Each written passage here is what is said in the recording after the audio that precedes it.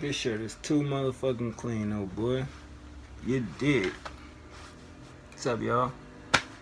So I think a lot of y'all got it confused with the last Lil Wayne video I did, where it was verses, meaning the verses when he's featured on somebody else's song, and y'all was thinking I was talking about freestyles. Y'all didn't have no patience. So like I said, I think in a comment or on Twitter, I'm gonna get to my top 10 Lil Wayne freestyles. Now, these are freestyles that I've been listening to shit ever since give me a minute. I first heard him rap over on the Boy track,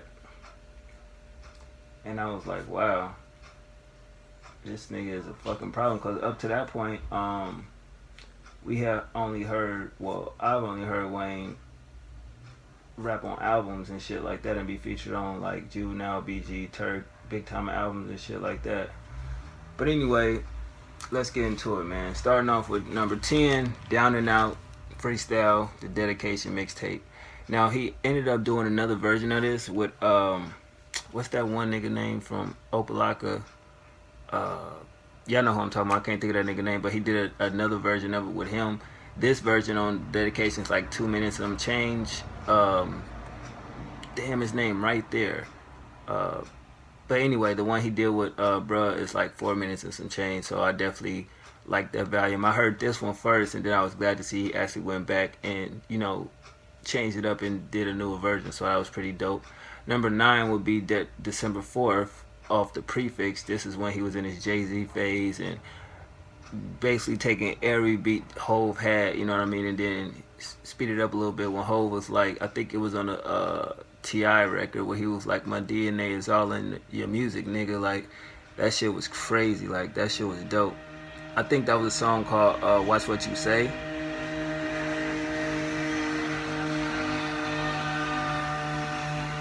I'm gonna throw a rock at that nigga. I keep telling niggas to start riding up and down the street like that. But anyway, going into track 8, which is Anything Freestyle off the Suffix, you know, just yet again, he's just trying to get Jay-Z attention at this point.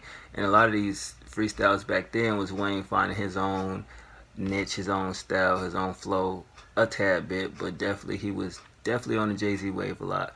Moving up to tracks, there we go, that shit again. Number 7 on my list, Put Some Keys on That, the Drought 3 Disc 1.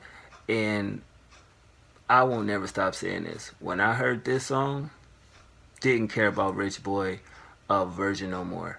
Instantly, this became a classic, and it's just like, that's the thing about Wayne back then. He'll get on your beat, and he'll make you forget about, one, who the original person was on that record, or two, find out who beat that is and go listen to the original. So I guess it's a win-win in some case, but other than that, he killed that beat.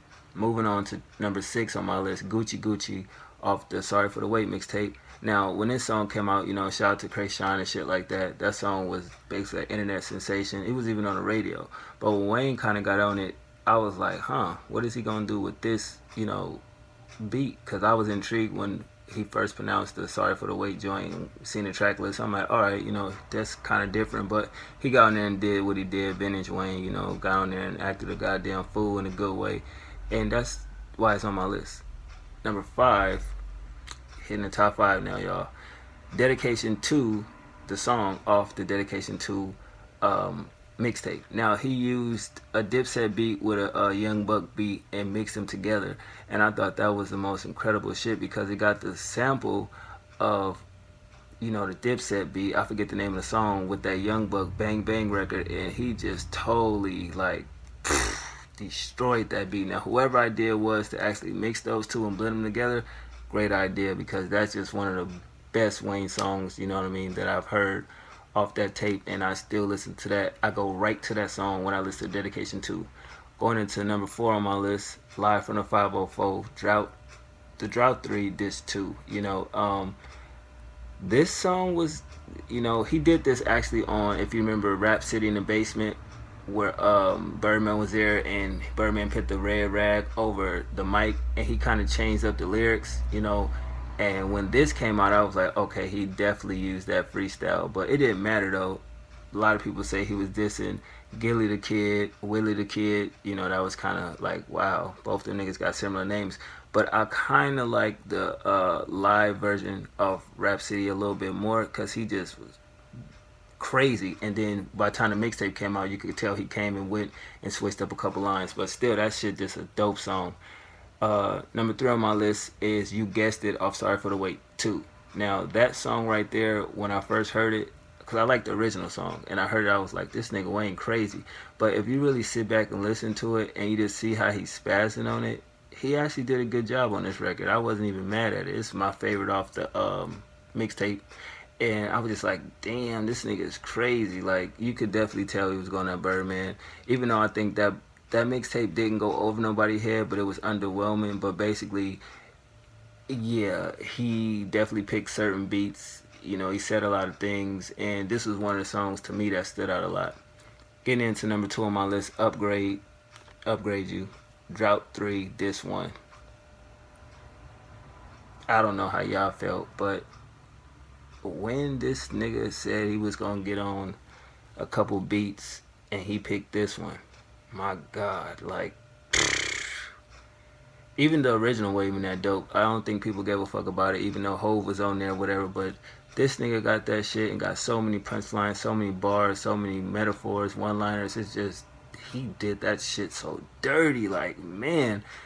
It's just a standout track, you know what I mean? This is another one. When I listen to the Drought 3, I go right to this. I have a set, you know, list of songs when I listen to each one of Wayne mixtapes, and this is definitely in that top 5 of when I go listen to his mixtapes.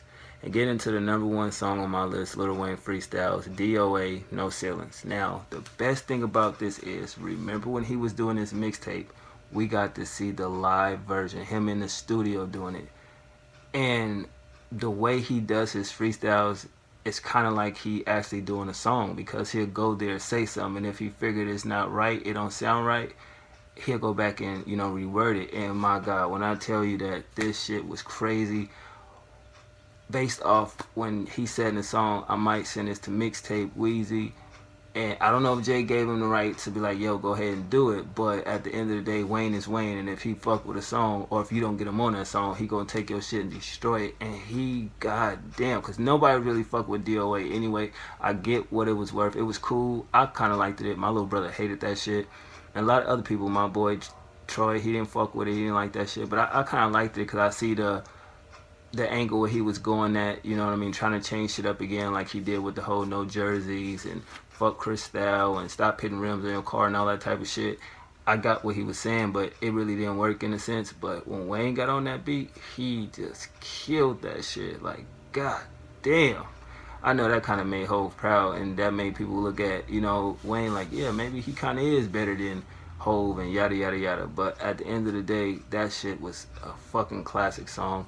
And Ambro mentioned it gotta go to Old Boy Freestyle. You know, that's the song that actually got me into like looking towards, you know, Lil Wayne mixtapes, because back then we had like the Squad Up joints and that was pretty much it, you know, until Napster and everything else came into the fold with, you know, I guess leaking music and shit like that. But still, in Oakland, we didn't really get a lot of mixtapes. So the way we got albums is when they came out, you know what I'm saying, we bought them. And if somebody had some form of mixtape or songs and shit and we heard it, you know what I mean, it is what it is. But I didn't start getting mixtapes heavy until like 04, 05. Just say 05, you know what I mean? But Wayne definitely was one that I just stayed on the internet getting every song I could think of.